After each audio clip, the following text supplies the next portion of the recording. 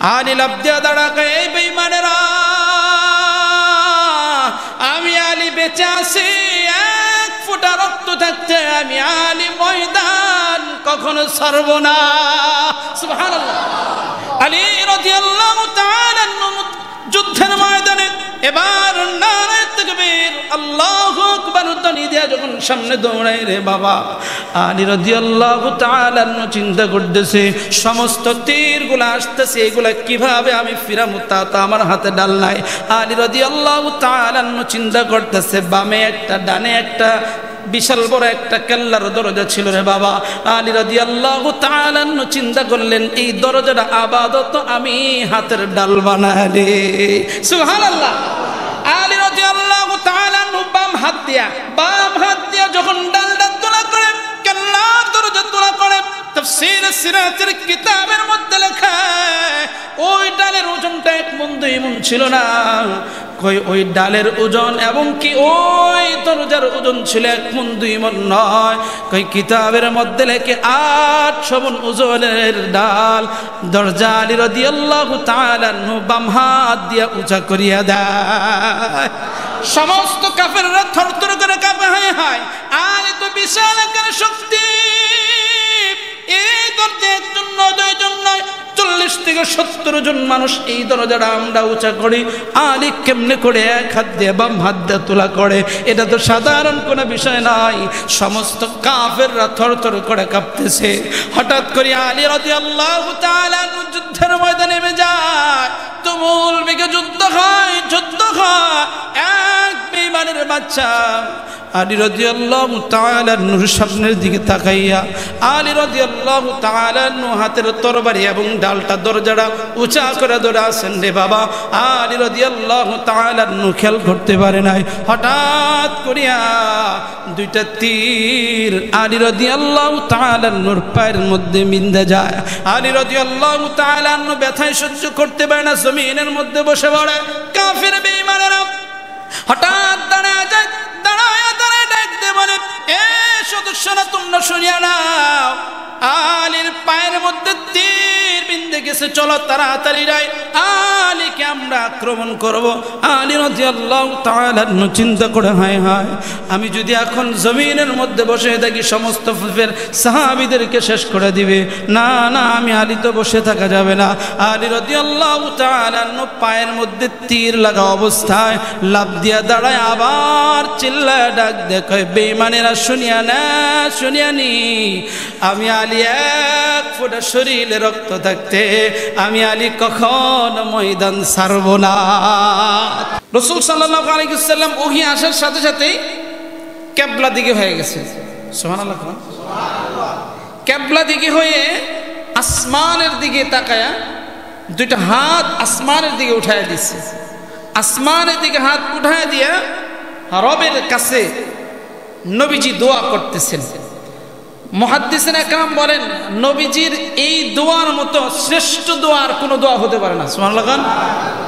আদম থেকে ঈসা পর্যন্ত যত নবী পয়গম্বর রাসূল দুনিয়াতে আসছে, এই রাসূলের এমন দোয়ার মতো শ্রেষ্ঠ দোয়া আর কখনো হতে পারে না।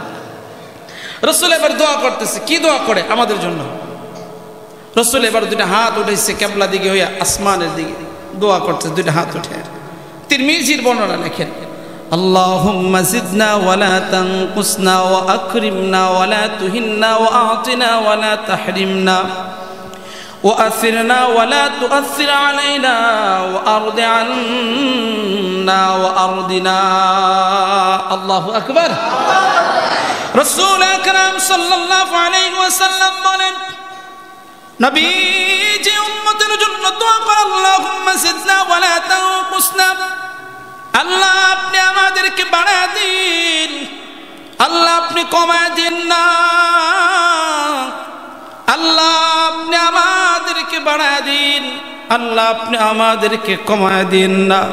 আল্লাহুম্মা জিদনা ওয়ালা তানকুসনা ওয়া আকরিমনা ওয়ালা তুহিন্না, আল্লাহ আপনি আমাদেরকে সম্মানিত করে দেন, আল্লাহ আমাদেরকে আপনি বেজ্জতি করে দিয়েন না।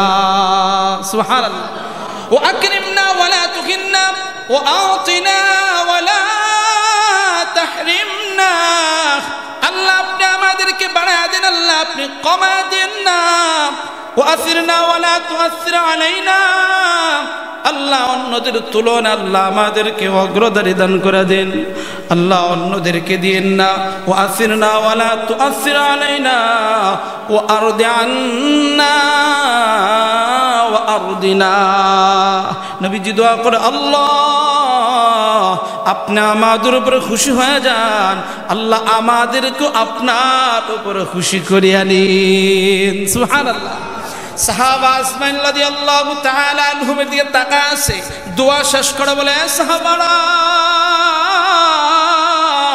এইমাত্র জিবরাইল আমার কাছে আসছে, সূরাতুল মুমিনুনের 7টা আয়াত আমাকে শোনায় দিয়েছে। সাহাবীরা শুনিয়া নাও, এই 7টা আয়াতের সারমর্মরা ফজিলত শুনিয়া নাও। সাহাবা ইসমাইল রাদিয়াল্লাহু তাআলা নবীজির চেহারা মোবারকে তাকায় আছে, নবীজি কি জানি সুসংবাদ আমাদেরকে জানা দেয়। নবী ডাক দিয়ে বলেন, সাহাবারা রে, এই 7টা আয়াতের বৈশিষ্ট্য আমল যারা করবে, জিবরাইল আমার কাছে শোনায় দিয়েছে, আল্লাহ তাআলা তাদেরকে জান্নাতুল ফেরদাউসের মালিক আল্লাহ বানায় দিবে। উলাইকা হুমুল ওয়ারিসুন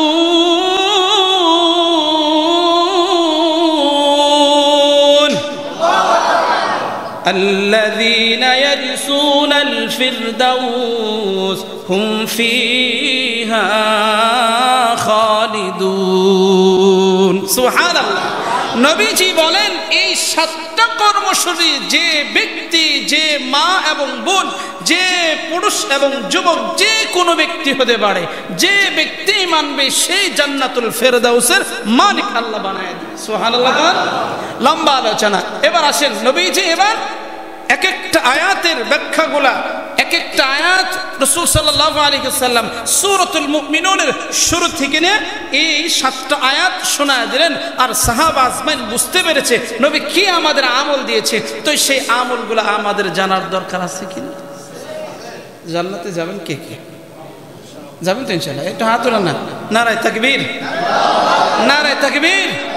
আল্লাহ আমাদের সকলকে একসাথে জান্নাতে যাওয়ার তৌফিক দান করুন, আমিন আমিন। হাত নামান, দেখি আমরা এই আমলগুলো করতে পারি কিনা। এবার আল্লাহ তাআলা আল্লাহর ঘোষণা কি? বিসমিল্লাহির রহমানির রহিম।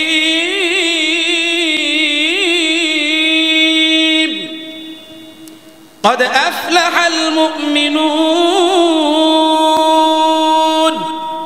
আল্লাহ তাআলা ঘোষণা করতেছে অবশ্যই মুমিনরা সফল। সুবহানাল্লাহ। মুমিন যারা তারা কি সফল? কোথায় সফল? আফলাহার ব্যাখ্যায় মুহাদ্দিসিন আকরাম, মুফাসসিরিন আকরাম তাফসীরে কিতাবের মধ্যে লেখে সফলতা দুই ভাবে, একটা হলো দুনিয়ার সফলতা আর একটা হলো আখিরাতের সফলতা।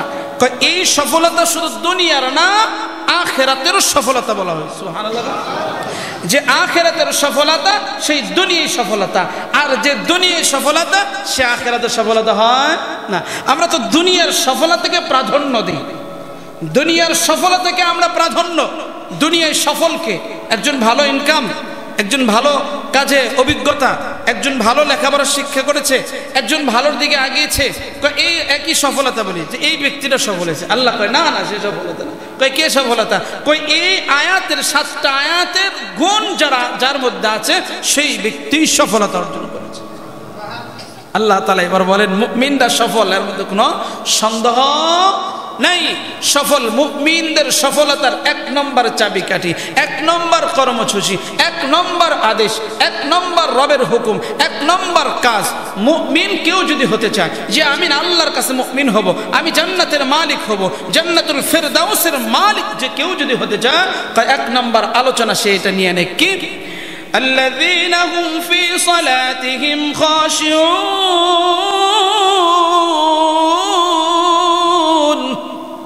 1 নম্বর আলোচনা কি? যাদের নামাজে বিনয় নম্রের সাথে নামাজ আদায় করে। কি? একটু জোরে গান। বিনয়ের চিত্তে, বিনয়ের সাথে নামাজ আদায় করে। প্রশ্ন হবে হুজুর বিনয়, এবং আমি যদি অনেক বাবাকে প্রশ্ন করি, বাবা বলেন তো বিনয় কাকে বলে? আর একটু সহজ করে নেই। খাশিউন, খুশু এবং খুজু, খুশু এবং খুজু। ইমাম কুরতুবী রহমাতুল্লাহ আলাইহি বলেন যে নামাজে খুশু আর খুজু যদি না থাকে তার নামাজ আল্লাহর কাছে কবুল হবে? যেরকম কবুল হবে না। খুশু আর খুজুর একটু ব্যাখ্যা নেই, বুঝে আসবে। এক নম্বর, খুশু আর খুজু কাকে বলা হয়? মাথার তালু থেকে নিয়ে পা তালু পর্যন্ত নামাজে এমন ভাবে তোমাকে দাঁড়াতে হবে, স্থির হয়ে যেতে হবে, এমন ভাবে দাঁড়াতে হবে যে আমি রবের সম্মুখে দাঁড়িয়েছি। হাত চুলকানি, মাথা চুলকানি, শরীর লাড়াচাড়া, এরকম আছে? কথা বুঝেন নাই? আছে না এরকম? নামাজ রব এটা বলেন তোমার নামাজ এমন ভাবে থাকবে, হাত পা কান নখ চোখ যা আছে সব কিবলা দিকে হয়ে যাবে। তুমি এমন ভাবে দাঁড়াবা যেন তুমি রবের সামনে দাঁড়ায় আছো।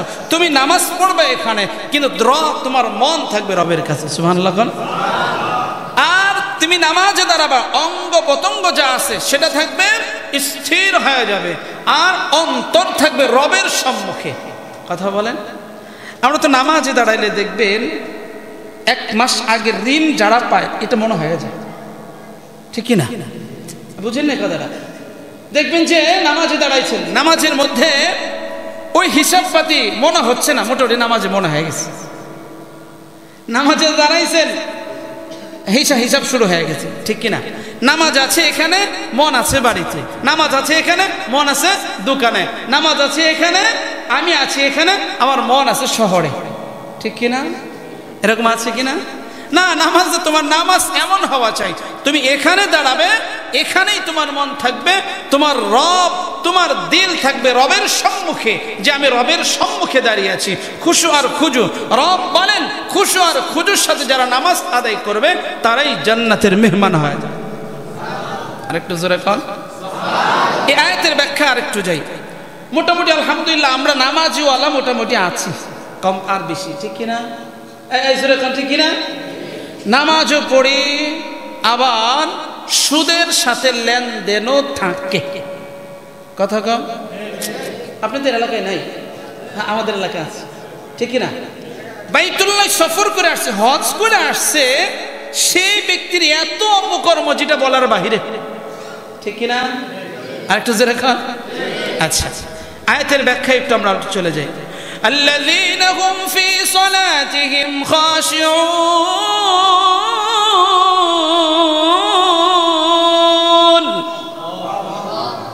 আয়াতের ব্যাখ্যায় যদি আরেকটু যাই, যার নামাজ বিনয় নম্রের সাথে যারা নামাজ আদায় করে আল্লাহ তাদের নামাজ কবুল করে না। সুবহানাল্লাহ। বিনয় আর নম্র যার নামাজে নাই ওই ব্যক্তির নামাজ আল্লাহ কবুল করে না। প্রশ্ন হলো, একদল নামাজি আছে গুনাও করে, একদল নামাজও আছে সুদের সাথে লেনদেনও আছে, একদল নামাজওয়ালা আছে ইসলামের বিরোধিতাও করে, একদল নামাজওয়ালা আছে রাসূলের বিরুদ্ধে কথা বলে, একদল নামাজওয়ালা আছে কোরআনের অনেক আইন আর কানুনকে বিরোধিতা করে। আরেকটু জোরে কন, আরেকটু জোরে কন। লম্বা আলোচনা করা যাবে না। আমরা 6 কথার উপর ঈমান, বলেন কয় কথা? আরেকটু জোরে কন, আরেকটু জোরে কন। آمنت بالله وملائكته وكتبه ورسله واليوم الآخر والقدر خيره وشره من الله تعالى والبعث بعد الموت। 6টা কথার উপরে ঈমান, বলেন কয়টা? একটু জোরে কন। জিবরাইল আলাইহিস সালাতু ওয়াস সালাম নবীর দরবারে আসছে ছদ্মবেশে। ও নবী, ঈমান কাকে বলে? নবী বলেন 6টা কথা। কি 6টা কথা বলেন? কই 6টার উপরে ইয়াকিনে ইখলাসের সাথে বিশ্বাস যারা করবে তারাই ঈমানদার। সুবহানাল্লাহ। কোন? আমানতু বিল্লাহ ওয়া মালাইকাতিহি ওয়া কুতুবিহি। কুতুবিহি মানে সমস্ত কিতাব, মানে আদম থেকে ঈসা পর্যন্ত যত কিতাব আছে, আদম পর্যন্ত আমাদের কোরআন যত আসমানি কিতাব আছে সমস্ত কিতাবকে মানা ঈমান। বলেন সমস্ত কিতাব কি মানা? আর একটু জোরে কোন। সমস্ত কিতাব মানে কি? ঈমান। ধরেন কেউ এমন একজন হয়ে গেল কোরআনের একটা বিধানকে, বলেন কি, একটা বিধানকে মানে না, বলেন কি, একটা কোরআনের বিধান, একটা কোরআনের আইনকে মানতে চায় না, বলেন তো ঈমান থাকবে? হ্যাঁ জোরে কোন, ঈমান থাকবে? নামাজ চলছে, কি নামাজ? নামাজ চলছে, আবার দাড়িও রাখছে, বাইতুল্লাহ হজ করে আসছে, নামাজ হবে? আর জোরে কোন, হজ হবে? হবে না, শর্ত হলো ঈমান থাকতে হবে। তাহলে ঈমান থাকার জন্য কোরআনের সমস্ত বিধানকে নির্দ্বিধায় মানার নাম হলো ঈমান। একজন বলল, একজন নেতা আমাকে উৎসাহী দেওয়ার জন্য বলল, কোরআনের একটা শাসনকে, কোরআনের একটা আয়াতের ব্যাখ্যাকে অপব্যাখ্যা করলো, এটার মাধ্যমে আমি আর আপনি যদি বাহ দেই, ঈমান কি হয়ে যাবে? কি হবে? ঈমান হেফাজত করার দায়িত্ব আপনার, নামাজ হেফাজত করার দায়িত্ব আপনার, আমল হেফাজত করার দায়িত্ব আপনার। সাবধান, ঈমান যেন নষ্ট না হয়। সোচ্চার 24টা ঘন্টায় আপনার সোচ্চার থাকতে হবে, জানা থাকতে হবে। সাবধান, কোরআনের একটা আয়াতের ব্যাখ্যা, কখনো কোরআনের একটা আয়াতের আলোচনা কখনো কি করা যাবে না? অবিশ্বাস করা যাবে না। আলোচনা ওদিকে যাচ্ছি না, যে কথা বলছিলাম, আল্লাহ তাআলা কোরআনের মধ্যে বলেন, ইন্নাস সালাতা তানহা আনিল ফাহশাই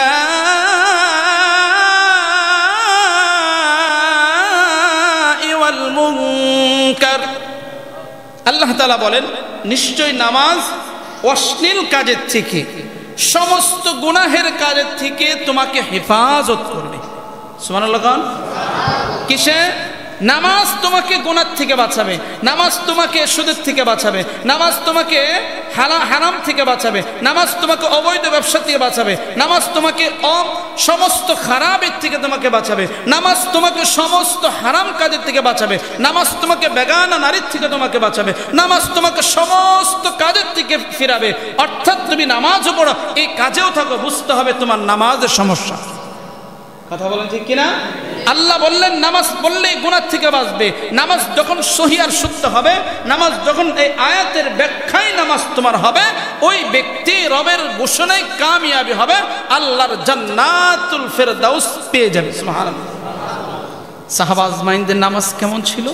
সাহাবাদের নামাজের কতটা হিম্মত এবং ওই নামাজের মধ্যে কতটা গুরুত্বপূর্ণ নামাজ ছিল, যে নামাজের মধ্যে নামাজ পড়বো আসমানে, নামাজ পড়তো জমিনে, অন্তর থাকতো আসমানে। সুবহানাল্লাহ। রাসূল আকরাম সাল্লাল্লাহু আলাইহি ওয়াসাল্লামের প্রিয় খলিফা হযরত আলী রাদিয়াল্লাহু তাআলা আনহু কেমন আল্লাহওয়ালা, কেমন নামাজওয়ালা ছিলেন। মাদারিজুন নবুওয়াত একটা কিতাব আছে, সিরাতের কিতাব। মাদারিজুন নবুওয়াত কিতাবের মধ্যে ছোট্ট একটা ওয়াকিয়া এনেছে যে নামাজ কেমন হওয়া চাই, আমি আপনার জন্য নামাজের গুরুত্বটা কেমন হওয়া চাই। রাসূল আকরাম সাল্লাল্লাহু আলাইহি ওয়াসাল্লাম খাইবারের যুদ্ধ, লম্বা সময় নিয়ে খাইবারের যুদ্ধ হচ্ছে, লম্বা সময়, কিন্তু বিজয় হচ্ছে না। আল্লাহ তাআলা কার মাধ্যমে বিজয় দিবে এটা আল্লাহ মালুম, আল্লাহ ভালো জানে। রাসূল সাল্লাল্লাহু আলাইহি ওয়াসাল্লাম একদিন ইশার নামাজের পরে ঠিক এভাবে সাহাবা আজমাইনদের কিনে বসে আছে। সাহাবা আজমাইন রাদিয়াল্লাহু তাআলা আনহুম বলেন, ও আমার সাহাবারা শোনো। জি কি? মানে ইয়া রাসূলুল্লাহ, হাবিবাল্লাহ, জি আপনি বলুন, আমরা শুনছি। রাসূল সাল্লাল্লাহু আলাইহি ওয়াসাল্লাম বলেন, আগামীকালকে খাইবারের বিজয়ের, খাইবারের পতাকা, জান্ডা এমন একজন সাহাবীর হাতে আমি দিব যাকে আল্লাহ এবং আল্লাহ রাসূল ভালোবাসেন। সুবহানাল্লাহ। সাহাবারা তো আশ্চর্য হয়ে গেছেন, কেন? রাসূল যাকে ভালোবাসে, আল্লাহ যাকে ভালোবাসে, রাসূল তাকে ভালোবাসে, আর যাদেরকে রাসূল ভালোবাসে তারা তো জান্নাতি হয়ে যায়। সুবহানাল্লাহ। সাহাবা আজমাইন রাদিয়াল্লাহু তাআলা একজন আরেকজনে তাকাইতেছে যে কার নাম জানি এখন ঘোষণা হয়ে যাবে, কার নামটা জানি ঘোষণা হবে যে আল্লাহ এবং আল্লাহ রাসূল ভালোবাসে। সাহাবা আজমাইন রাদিয়াল্লাহু তাআলা আনহুমদেরকে নবী বলেন, এই সাহাবারা যাও, আগামী সকালবেলায় ফজর পড়ে এটা নাম ঘোষণা হবে। সাহাবারা রাত্রিবেলা ঘুমায় না, একজন আরেকজন তাকায়, আরে কার নামটা জানি আগামীকালকে ফজরের পরে ঘোষণা হবে যাকে আল্লাহ এবং আল্লাহ রাসূল ভালোবাসেন। সুবহানাল্লাহ। সাহাবা আজমাইন রাদিয়াল্লাহু তাআলা আনহুম ফজর নামাজ পড়ে চাতক পাখির ন্যায় রসুলের দিকে তাকা আছে। ওগো রসুল বলেন কার কথা বলবে? সকলেই তাকা আছে। হঠাৎ করে রসুল সাল্লাল্লাহু আলাইহি ওয়াসাল্লাম বলে ফেললেন, ও আমার সাহাবারা, যাকে আল্লাহ এবং রসুল ভালোবাসে ওই ব্যক্তির নাম হলো হযরত আলী। সুবহানাল্লাহ। রসুল সাল্লাল্লাহু আলাইহি ওয়াসাল্লাম বললেন, সাহাবারা আলী কোথায়? ডেকে আনো, আলীকে ডেকে আনো। একজন দাঁড়াবেন, ইয়া রাসূল, হাবিবাল্লাহ, আলী তো মুজমাই নাই, কোথায়? কয় অমুক জায়গায়, যাও আলীকে খবর দাও, ডাক দাও। দুইজন সাহাবী দৌড়ায় গেছে, আলী আসো, কি সুসংবাদ?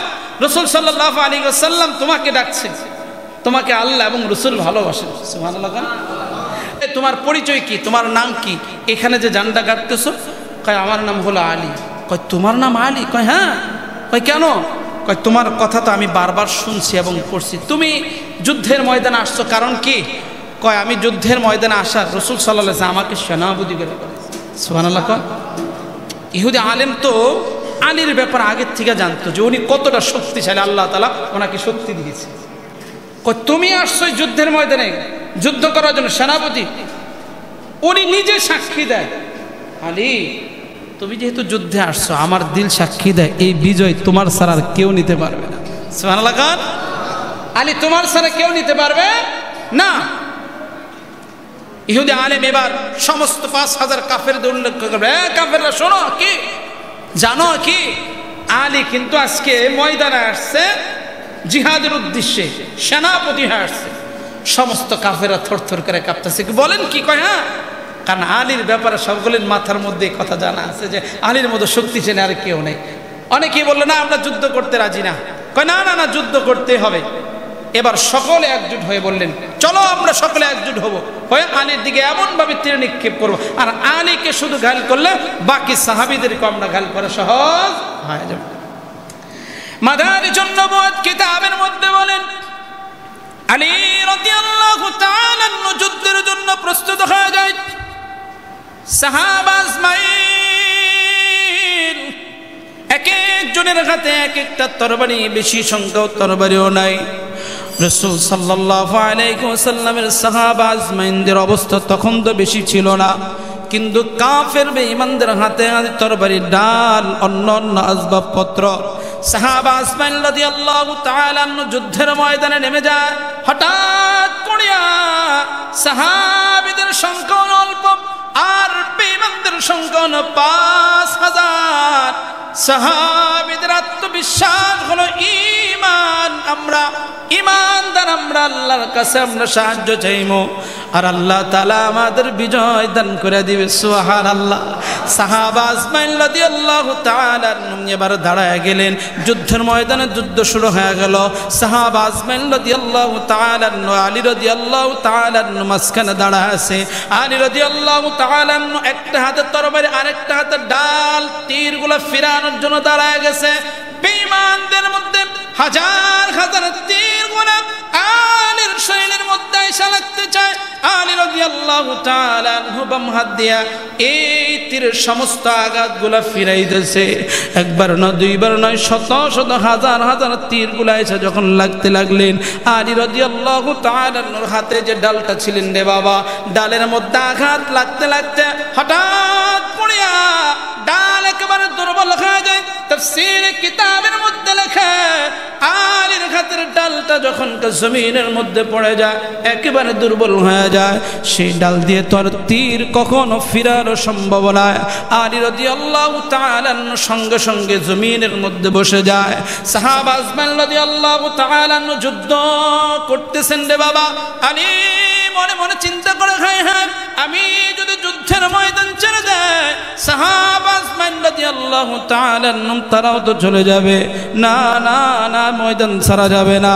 বেঈমানেরা যখন দেখে আলী যখন জমিনের মধ্যে পড়ে গেছে, বেঈমানের বাচ্চারা একজন দাঁড়ায় বলে চলো চলো, আলী তো জমিনের মধ্যে পড়ে গেছে, আমরা তাড়াতাড়ি করে আলীকে আক্রমণ করি। আলী লাফ দিয়া দাঁড়াকে, এই বেঈমানেরা আমি আলী বেঁচে আছি, এক ফোঁটা রক্ত থাকতে আমি আলী ময়দান কখনো ছাড়ব না। সুবহানাল্লাহ। আলী রাদিয়াল্লাহু তাআলা যুদ্ধের ময়দানে এবার নারে তাকবীর, আল্লাহু আকবার ধ্বনি দিয়া যখন সামনে দৌড়ায় রে বাবা, আলী রাদিয়াল্লাহু তাআলা চিন্তা করতেছে সমস্ত তীরগুলো আসতেছে, এগুলা কিভাবে আমি ফিরামু, তা তো আমার হাতে ডাল নাই। আলী রাদিয়াল্লাহু তাআলা চিন্তা করতেছে, বামে একটা ডানে একটা বিশাল বড় একটা কেল্লার দরজা ছিল রে বাবা। আলী রাদিয়াল্লাহু তাআলা চিন্তা করলেন এই দরজাটা আপাতত আমি হাতের ডাল বানালে। সুবহানাল্লাহ। আলী রাদিয়াল্লাহু তাআলা বাম হাত দিয়া যখন ডালটা তোলা করে কেল্লার দরজা তোলা করে, তাফসীর সিরাতের কিতাবের মধ্যে লেখা ওই ডালের ওজনটা এক মণ দুই মণ ছিল না, কই ওই ডালের ওজন এবং কি ওই দরজার ওজন ছিল 1 মণ 2 মণ নয়, কই কিতাবের মধ্যে লেখে 800 মণ ওজনের ডাল দরজা আলী রাদিয়াল্লাহু তাআলা আনহু বাম হাত দিয়া উঁচা করিয়া দেয়। সমস্ত কাফেররা থরথর করে কাঁপে, হায় হায় আলী তো বিশাল আকারের শক্তি, এই দরজা একজন নয় 2 জন নয় 40 থেকে 70 জন মানুষ এই দরজাটা আমরা উঁচা করি, আলী কেমনে করে 1 হাত দিয়ে বাম হাত দিয়ে তোলা করে? এটা তো সাধারণ কোনো বিষয় নয়। সমস্ত কাফেররা থরথর করে কাঁপতেছে। হঠাৎ করে আলী রাদিয়াল্লাহু তাআলা যুদ্ধের ময়দানে নেমে যায়, তুমুল বেগে যুদ্ধ হয়। এক বেঈমানের বাচ্চা আলী রাদিয়াল্লাহু তাআলা নূর সামনের দিকে তাকাইয়া আলী রাদিয়াল্লাহু তাআলা নূর হাতের তরবারি এবং ডালটা দরজাটা উঁচা করে ধরে আছেন রে বাবা। আলী রাদিয়াল্লাহু তাআলা নূর খেয়াল করতে পারে নাই, হঠাৎ করিয়া 2টা তীর আলী রাদিয়াল্লাহু তাআলা নূর পায়ের মধ্যে বিঁধে যায়। আলী রাদিয়াল্লাহু তাআলা নূর ব্যথায় সহ্য করতে পারে না, জমিনের মধ্যে বসে পড়ে। কাফের বেঈমানেরা হঠাৎ দাঁড়ায় যায়, দাঁড়ায় ডাকতে বলে, এ সদস্যরা তোমরা শুনিয়া নাও, আলীর পায়ের মধ্যে তীর বিঁধে গেছে, চলো তাড়াতাড়ি যাই, আলীকে আমরা আক্রমণ করব। আলী রাদিয়াল্লাহু তাআলা চিন্তা করে, হায় হায় আমি যদি এখন জমিনের মধ্যে বসে থাকি সমস্ত সাহাবীদেরকে শেষ করে দিবে। না না, আমি আলী তো বসে থাকা যাবে না। আলী রাদিয়াল্লাহু তাআলা পায়ের মধ্যে তীর লাগা অবস্থায় লাফ দিয়া দাঁড়ায়, আবার চিল্লায় ডাক দেখে, বেঈমানেরা শুনিয়া না শুনিয়া নি, আমি আলী 1 ফোঁটা শরীরে রক্ত থাকতে আমি আলী কখনো ময়দান ছাড়ব না। আলী শরীরের মধ্যে রক্ত ঝরতেছে, শরীরের মধ্যে তীরটা নিয়ে বাবা যুদ্ধের ময়দানে রবের কাছে দোয়া করে যুদ্ধের ময়দানে যুদ্ধ শুরু করে দেয়। তাফসীর কিতাবে সিরাতের কিতাবের মধ্যে লেখা, আল্লাহ রাব্বুল আলামিন খায়বারের বিজয় আল্লাহ তাআলা আলীর উসিলায় আল্লাহ তাআলা দিয়া দেয়। সুবহানাল্লাহ। আলীর মাধ্যমে যখন খায়বার বিজয় হয়ে যায়, সমস্ত বেঈমানের বাচ্চারা পালিয়ে যায়।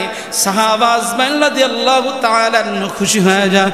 সাহাবারা এক এক করে আলী রাদিয়াল্লাহু তাআলা সুসংবাদ দেয় এবং আলীর গলার মধ্যে মালা পরা দেয়। বলল, গো আলী চলো চলো রাসূলের দরবারে যায়। কিন্তু আলীর মনের মধ্যে ব্যথা, পায়ের মধ্যে এমন ভাবে তীরের আঘাত খেয়েছে, আলী উঠতে পারে না, ছুটতে পারে না। আলীর মনটাও তো ভালো না। আলী রাদিয়াল্লাহু তাআলা দাঁড়ায় আছেন, 2 জন সাহাবী দৌড়ে আসছেন রে বাবা। এসে আলীকে বললেন, ওগো আলী একটু দাঁড়াও, তোমার তীরটা আমরা খুলে দেই। একজন সাহাবী শক্ত করে আলীকে ধরলেন, আরেকজন সাহাবী হাতের মধ্যে ধরে তীরটা টান দিয়ে খুলতে চায়। হঠাৎ করে আলী ডাক দিয়ে বলে, সাহাবীরা রে, আমি আলীর কষ্ট হয়, পায়ের থেকে তোমরা তীরটা টান দিয়ে খুলো না। তোমাদের তীরের টান দিয়ে খোলার কারণে আমার কলিজা আঘাত লাগে। সাহাবার চিন্তায় পড়ে যায়, হায় হায় আলী পায়ের ব্যথাও তো সহ্য করতে পারে না, আলীর পায়ের তীরটাও খুলে দিতে পারতেছি না। সাহাবীরা বললেন, শোনো আলীর তীর এমনি খোলা যাবে না, চলো আমরা রাসূলের দরবারে যাই, রাসূল আমাদেরকে আলীর তীর খোলার একটা ব্যবস্থা করে দিবেন। আলী রাদিয়াল্লাহু তাআলা হাঁটি হাঁটি পা পা করে রাসূলের দরবারে গেলেন। রাসূল ডাক দেন, আলী গো তুমি তাড়াতাড়ি আমার কাছে আসো, কি হয়েছে বলো। আলী চোখের পানি ছেড়ে দিয়ে বলেন, নবী গো আমার পায়ের মধ্যে তীর বিন্ধে গেছে গো রাসূল। রাসূল সাল্লাল্লাহু আলাইহি ওয়াসাল্লামকে বলেন। সাহাবীরা বললেন, ইয়া রাসূলুল্লাহ আলীর পা থেকে তীরটা টান দিয়ে খুলতে চাই, আলী তো কোনোভাবে আমাদেরকে খুলতে দেয় না। রাসূল ডাক দেখে, সাহাবীরা রে, আমার আলীর তীর এমনি খুলতে পারবে না, আমার আলীকে নামাজে দাঁড় করায় দাও। সুবহানাল্লাহ। আলী রাদিয়াল্লাহু তাআলা যখন জোহরের নামাজ ছিল রে বাবা, আলী রাদিয়াল্লাহু তাআলা নামাজে দাঁড়ায় গেলেন। নামাজ শুরু করলেন, নবীজি সাহাবীদেরকে বললেন, সাহাবীরা রে, আলী কিন্তু নামাজে দাঁড়া আছে, তাড়াতাড়ি করে নামাজের মধ্যে দাঁড়া আছে, তাড়াতাড়ি করে তীরটা টান দিয়ে খুলে নাও। আলী রাদিয়াল্লাহু তাআলা নামাজ পড়তেছে, আল্লাহু আকবার কোন। আলী রাদিয়াল্লাহু তাআলা নামাজ পড়তেছে, সাহাবীরা কে আলীর পাতে তীরটা টান দিয়ে খুলে দিয়েছেন। আলী রাদিয়াল্লাহু তাআলা পা থেকে অঝরে রক্ত ঝরতেছে। আলী নামাজ শেষ করে দিলেন। রাসূল সাল্লাল্লাহু আলাইহি ডাক দিয়ে বলেন, আলী গো, একটা কথা তোমার কাছে প্রশ্ন রাখতে চাই, জবাব দিবা কিনা? কই কি বলতে চাও বলো। কই তোমার নামাজের আগে তীরটা টান দিয়ে খুলতে চাইলাম, তোমার পায়ে অনেক প্রচন্ড ব্যথা পাইলা, কলিজায় আঘাত লাগলো, এই কথাও বললা। এখন যে নামাজের মধ্যে তোমার তীরটা টান দিয়ে খুললাম, তুমি কি একটু নামাজে ব্যথা পাও না? রানী রাদিয়াল্লাহু তাআলা সাহাবীদেরকে বলেন, সাহাবীরা শুনিয়া নাও, একটা পিঁপড়া কামড় দিলে শরীরে আঘাত পাওয়া যায়, কিন্তু আমি আলী নামাজে যখন দাঁড়ায় গেলাম, আমার পা থেকে যখন তোমরা তীরটা টান দিয়ে খুলে নিলাম, পিঁপড়া আঘাত করলে যে পরিমাণ ব্যথা পাওয়া যায়, ওই পরিমাণ ব্যথা আমি আলী একটু পাই না। সুবহানাল্লাহ। আল্লাহর নবী কিন্তু বসে বসে নবী বললেন, তা'বুদুল্লাহ কাআন্নাকা তারা ফাইন লাম তাকুন তারাহু ফাইন্নাহু ইয়ারাক। নবী বলেন, সাহাবীরা আমার আলীর নামাজ কেমন শুনিয়ে নাও, আমার আলীর নামাজ শুনিয়ে নাও। আলী রাদিয়াল্লাহু তাআলা নামাজটা এত সুন্দর নামাজ, আমার আলী যখন জমিনে তার নামাজ, তার শরীরটা থাকে জমিনে, তার অন্তরটা থাকে আসমানে। সুবহানাল্লাহ। আল্লাহর নবী ডাক দেয়া বলে, এমন ভাবে ইবাদত করবা, আও তা'বুদুল্লাহ কান্নাকা তারা ফাইন লাম তাকুন তারাহু ফাইন্নাহু ইয়ারাক। এ সাহাবারা রে, এমন ভাবে নামাজ আদায় করবা তুমি যেন আল্লাহকে দেখতেছো। সাহাবারা বলেন, ইয়া রাসূলুল্লাহ, হাবিবাল্লাহ, আল্লাহকে দেখা যাবে এটা সাধারণ কোনো ব্যাপার নয়, সবাই তো এটার দ্বারা সম্ভব নয়। নবী ডাক দেয়া বলেন, যদি আল্লাহকে না দেখতে পাও, এই চিন্তা করে নামাজ পড়বা, আল্লাহ আমাকে দেখতেছে। মুসলমান বন্ধু, আমি আয়াতের যে কথাটা বলছিলাম রে বাবা, তোমার আমার নামাজ কেমন হওয়া চাই? আল্লাযীনা হুম ফি সালাতিহিম খাশিউন। আলী রাদিয়াল্লাহু তাআলা নামাজ যেমন ছিল রে বাবা, আলী রাদিয়াল্লাহু তাআলা নূর শরীর মুবারক জমিনে, তার মন থাকে আসমানে। ঠিক আমি আর আপনার দেহ থাকবে জমিনে, আর আমি আর আপনার মন থাকবে আসমানে। এমন নামাজিওয়ালাদের জন্য আল্লাহ রব্বুল আলামিন জান্নাতুল ফেরদাউস দান করে দিবে। আল্লাহ তাআলা বলেন, এই ব্যক্তিদের ওয়ালাদেরকে আমি আল্লাহ তাআলা জান্নাতুল ফেরদাউসের মালিক আমি আল্লাহ বানাই দিই। সুবহানাল্লাহ। এমন নামাজ পড়া দরকার আছে কিনা? আর এমন নামাজ যখন হবে, ওই নামাজ আপনাকে গুনাহ থেকে বাঁচাবে। এমন নামাজ যখন হবে, সুদের থেকে আপনাকে বাঁচাবে। এমন নামাজ যখন হবে, হারাম কাজের থেকে আপনাকে বাঁচাবে। আর এমন নামাজওয়ালাদের জন্য রবের ঘোষণা, কদ আফলাহাল মুমিনুন, মুমিন অবশ্যই সফল হয়েছে। সুবহানাল্লাহ। তাহলে একটা জিনিস বুঝতে পারলাম, নামাজ ছাড়া জান্নাত পাওয়া যাবে?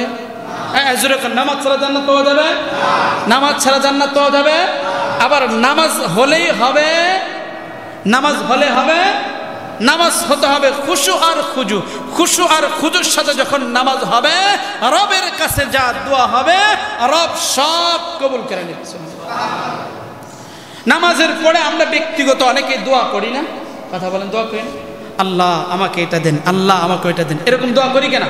ঠিক কিনা? হ্যাঁ, নামাজের সবচাইতে, নামাজের মধ্যে যে দোয়া, এর চাইতে বড় আর দোয়া হতে পারে না।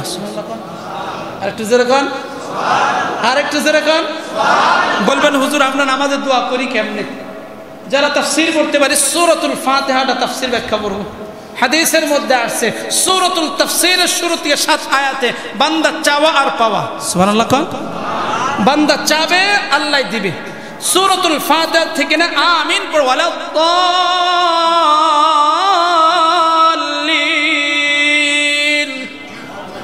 যখন আমরা আলাদ-দাল্লিন আমিন পড়ি, আলাদ-দাল্লিন পর্যন্ত পড়ি, ফেরেশতারা আমাদের সাথে আমিন বলে। আল্লাহ কয়, এ ফেরেশতা কি কয়? আমার বান্দা কি চাইলো? কয় আল্লাহ ওই যে সূরা ফাতিহা যা যা চাইছে এগুলা চায়। আল্লাহ কয় কি দিমু? কয় জি। কয় তোমরা আমিন কইছো? কয় কয় কয় আমিও কবুল করে নিলাম। সুবহানাল্লাহ। 3 আয়াতে রবের প্রশংসা, শেষ 3 আয়াতে আপনার চাওয়া। সুবহানাল্লাহ। ইহদিনাস সিরাতাল মুস্তাকিম।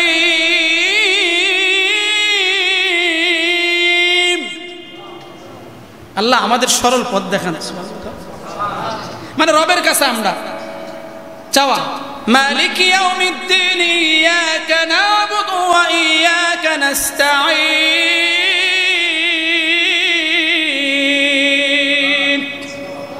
সাহায্য কার কাছে? আর জোরে কোন? সাহায্য কার কাছে চামু? ইবাদত করবো কার?